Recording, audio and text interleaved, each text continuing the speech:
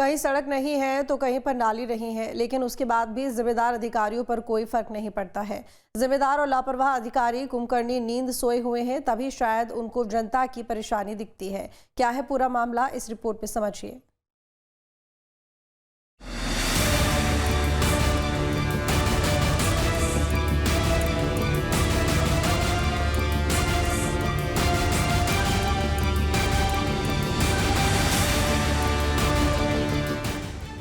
ये लापरवाही, ये हीला हवाली और ये सरकार के मंसूबों पर पलीता लगाते जिम्मेदार अधिकारी। कहीं पर सड़क खुदी पड़ी है तो कहीं पर नाली नहीं बनी है। ये तस्वीरें यूपी के अलीगढ़ की है, जहां पर लापरवाही भरपूर बरती जा रही है। विकास के लिए पैसा आया तो लेकिन खर्च कहां हुआ ये किसी को नहीं पता। तस्वीरों में साफ तौर पर देखा जा सकता है किस कदर यहाँ पर खुलेआम लापरवाही बरती जा रही है। लेकिन अब एक्शन की बारी है। अलीगढ़ नगर आयुक्त प्रेम प्रकाश मीना ने मुख्यमंत्री गेट के निर्माण कार्यों में लापरवाही करने वाली संस्थाओं पर 6 करोड़ 50 लाख रुपए का जुर्माना लगाया, साथ ही 68 नोटिस भी जारी किए हैं। उत्तर प्रदेश सरकार के द्वारा तमाम नगर निगमों में विकास कार्य करा रहे हैं, जिसमें सीएम ग्रेड के तहत बहुत सारे काम हो रहे हैं। जिस तरह से कह सकते हैं तमाम कार्यदायी संस्थाएं अलीगढ़ में भी काम कर रही हैं, लेकिन काम काफी स्लो है, जिसके चलते अब अलीगढ़ के प्रेम प्रकाश मीना नगर आयुक्त, इनके द्वारा निरीक्षण किया जा रहा है प्रत्येक कार्य का। तो किस तरह की सर अब आपके द्वारा कार्रवाई की जा रही, क्योंकि कार्यदायी संस्थाओं का काम बहुत स्लो है और कहीं बरसात भी सिर पे आ गई है। देखिए, माननीय मुख्यमंत्री जी की मंशा के अनुरूप अगर कोई भी कार्यदायी संस्था समय से काम नहीं करवाती या गुणवत्ता परक कार्य नहीं करवाती तो उस पर कठोर कार्रवाई की जाएगी। लगभग 6.5 करोड़ के जुर्माने हम लगा चुके हैं। इसके अलावा करीब 68 नोटिस भी हम लोगों ने कार्यदायी संस्थाओं को दिए हैं। एक साथ 68 नोटिस जारी होने से लापरवाह अधिकारियों में हड़कंप मच गया। नगर आयुक्त ने साफ तौर पर कहा कि विकास कार्यों में लापरवाही बरतने वाली संस्थाओं के खिलाफ कड़ी कार्रवाई की जाएगी।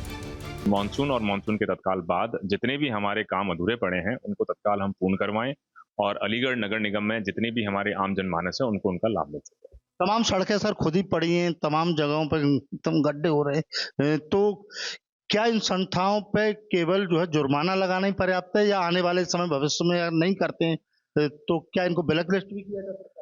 अभी हम लोगों ने पिछले सप्ताह ही 2 फर्मों को नोटिस देके ब्लैकलिस्ट किया गया है। उसके अलावा बेसिकली अगर आवश्यकता पड़ेगी एफआईआर करवाने की तो वो भी करवाएंगे। इनकी ईएमडी की धनराशि जब्त की जा रही है और उत्तर प्रदेश के जितने भी बेसिकली डिपार्टमेंट्स हैं उनको ब्लैकलिस्ट के बारे में अवगत भी कराया जा रहा है, ताकि सिर्फ नगर निगम अलीगढ़ में नहीं, इनको पूरे यूपी में कहीं भी किसी तरह का कोई ठेका पट्टा ना मिल सके। प्रेम प्रकाश मीना कहते हैं कि शासन और मुख्यमंत्री की मंशा है कि सभी नगर निगमों में विकास कार्यों में तेजी आए। वहीं अलीगढ़ नगर निगम में पिछले काफी समय से निर्माण कार्यों में देरी हुई। मानकों के अनुसार समय से कार्य नहीं हुए। समय सीमा के अंदर काम नहीं करने वाली संस्थाओं के खिलाफ 6 करोड़ 50 लाख रुपए का जुर्माना लगाया गया और मामले की जांच भी लगातार की जा रही है। Team news state. जल्द ही नोएडा, ग्रेटर नोएडा और यमुना प्राधिकरण क्षेत्र की सड़कों पर 500 इलेक्ट्रिक बसें दौड़ती नजर आएंगी और क्षेत्रीय पब्लिक ट्रांसपोर्ट को मजबूत और पर्यावरण के अनुकूल बनाने के उद्देश्य से ये बड़ा कदम उठाया गया है। कुल 25 रूटों पर बसों का संचालन किया जाएगा, जिनकी टेंडर प्रक्रिया पूरी हो चुकी है और रूट भी तय कर लिए गए हैं। ई बसों के रूट में नोएडा इंटरनेशनल एयरपोर्ट को भी शामिल किया गया है, जिससे भविष्य में एयर ट्रेवलर्स को भी लाभ मिलेगा।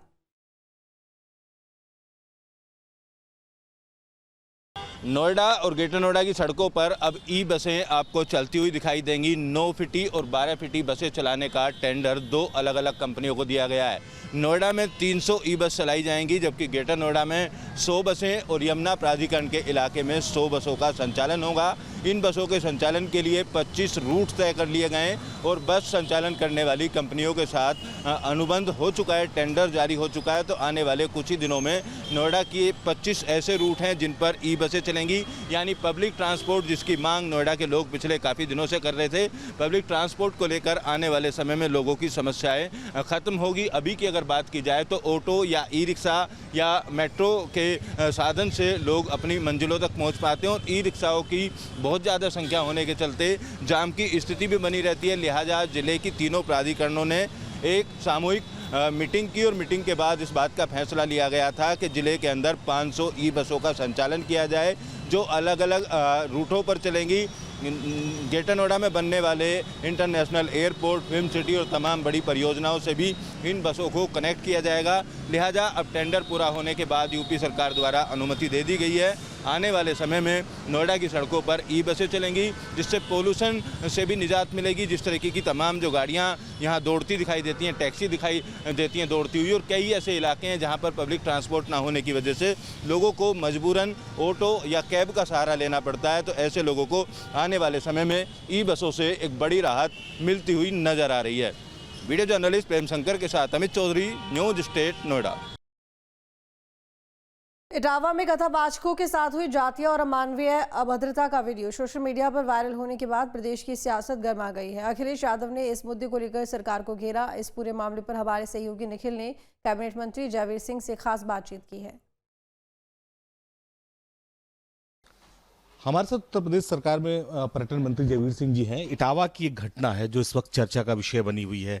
कहा जा रहा है कि जाति के आधार पर उसके साथ जो कथा करने पहुंचे थे पुरोहित पंडित, उनके साथ जो है मिसबिहेव हुआ, उनके बाल जो है मुड़वा दिए गए। समाजवादी पार्टी इसको लेकर कह रही है कि आपकी सरकार में ये संभव है और पीडीए का अपमान हो रहा है।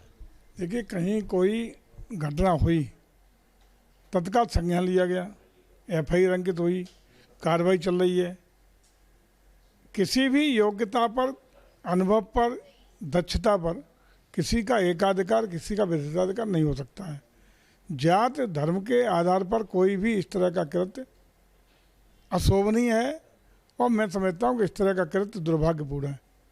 निश्चित रूप से उसमें कठोर कार्रवाई हुई है और आगे भी जो भी उसमें दोषी होंगे उसके पर कार्रवाई की जाएगी। अखिलेश यादव कह रहे हैं कि वो 3 दिन में आंदोलन करेंगे क्योंकि आप लोग उसमें सही से कार्रवाई नहीं कर रहे हैं। कल ही कार्रवाई हो गई है, एफआईआर भी अंकित हुई है और उसमें जो भी दोषी हैं कार्रवाई होगी। इस तरह की घटनाओं को हमारी सरकार न बर्दाश्त करती है, न इस तरह की घटनाओं को खारिज करती है। पूरी जो भी दोषी होंगे कार्रवाई होगी। एक सवाल संगठन से जुड़ा हुआ, बहुत सारे जिलों में अभी तक जिला अध्यक्ष नहीं तो पाए, प्रदेश अध्यक्ष का भी उम्मीद थी जल्द बदलाव होना है। अब तो चुनाव सर पर हैं, तो उसकी तैयारियां कैसे चल रही हैं आप लोगों की? देखिए, तमाम बीच में ऑपरेशन सिंदूर हुआ और घटना पहलगांव की हुई, इसके दृष्टिगत विलंबित हुआ है, यह सही है, लेकिन सही समय पर निर्णय होगा। समय पर उस पर भी अध्यक्ष, प्रदेश अध्यक्ष भी मिलेंगे, राष्ट्रीय अध्यक्ष भी मिलेंगे, सारा होगा। चूँकि बड़ा समुद्र है, बड़ी पार्टी है, अपने तरीके से चिंतन मंथन और लोकतांत्रिक व्यवस्थाओं के तहत ही पार्टी निर्णय लेती है। तो मैं समझता हूँ कि इस पर भी शीघ्र निर्णय हमारी पार्टी लेगी। धन्यवाद। हमसे बात करने के लिए हमारे साथ पर्यटन मंत्री उत्तर प्रदेश सरकार में थे और उन्होंने कहा कि जो जिलाध्यक्षों का मामला है उसमें थोड़ा समय लगेगा। बहुत बड़ी पार्टी है और अपने हिसाब से काम करती है। हालांकि इटावा की जो घटना है वो दुखद है, उस पर एक्शन लिया जा रहा है। लखनऊ से वीडियो पराना के साथ निखिल शर्मा, न्यूज स्टेट उत्तर प्रदेश। सीतापुर में जर्जर मकान पर चला बुलडोजर। मजिस्ट्रेट ने 2020 में घोषित किया था जर्जर मकान में रहने वाले नहीं कर रहे जर्जर मकान को खाली। बारिश के समय कभी भी हो सकता था बड़ा हादसा। सिटी मजिस्ट्रेट ने बुलडोजर कार्रवाई कर मकान को गिराया और तहसील और नगर पालिका की टीम ने 4 मकानों को गिरा दिया है। तो बता दें कि 2020 में ही घोषित कर दिया था मकान को जर्जर और मकान में रहने वाले लोग मकान को खाली नहीं कर रहे थे और ऐसे में मकान कभी भी गिर सकता था। और इस मामले को लेकर कार्रवाई करते हुए बुलडोजर से मकान को गिरा दिया गया है। तो सिटी मजिस्ट्रेट ने बुलडोजर कार्रवाई कर मकान को गिराया। तहसील नगर पालिका की टीम ने 4 मकानों को गिराया है।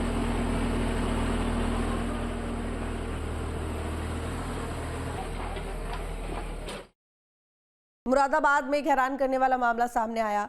एक महिला अपने प्रेमी के साथ एक होटल के कमरे में पहुंची, तभी उसके पति ने उन्हें रंगे हाथ पकड़ लिया। जानकारी के अनुसार होटल स्टाफ ने कमरा खोलने से इनकार कर दिया, जिसके बाद पति ने डायल 112 पर पुलिस को बुलाया। पुलिस को देखते ही महिला का प्रेमी होटल की दूसरी मंजिल से कूद गया। घायल प्रेमी को अस्पताल ले जाया गया है। पीड़ित पति ने अपनी पत्नी और उसके प्रेमी के खिलाफ पुलिस को तहरीर दी है। ये घटना थाना पगबड़ा क्षेत्र की है। संभल के एक व्यक्ति ने सूचना दी कि उनकी पत्नी एक किसी अन्य व्यक्ति के साथ किसी पगबड़ा के हाईवे क्षेत्र में किसी होटल में है। सूचना पर पुलिस भी गई और उनके जो इसमें जो सूचना देने वाले थे वो भी आए वहाँ पर, और वहाँ पे उनकी पत्नी मिली और एक अन्य व्यक्ति भी वहाँ मिला था। थाने पर लाकर उनसे पूछताछ की गई। पूछताछ में उनकी पत्नी का ये कहना था कि उनके पति के साथ विवाद चल रहा है और उसमें कोई थर्ड व्यक्ति जो दोनों को जानता है वो उसमें समझौते के लिए उनको होटल में बुलाया था। और उसके बाद उन्होंने कोई भी इसमें कार्रवाई के लिए कोई तहरीर वगैरह नहीं दी। पति से भी हम लोगों ने तहरीर लेने की अपेक्षा की, लेकिन उनके द्वारा भी कोई तहरीर नहीं दी गई है। और जो महिला है वो अपने माता पिता के साथ जाने की इच्छा व्यक्त की, तो हम लोगों ने उस समय उनके माता पिता के साथ भेज दिया है। जहाँ भक्ति है हर शब्द में, कथाओं में छुपे हैं दिव्य रहस्य और ज्योतिष देता है जीवन को दिशा। धर्म से जुड़ी हर बातों को जानने के लिए हमारे चैनल स्तुति को सब्सक्राइब करें। चैनल पर जाने के लिए इस लिंक पर क्लिक करें।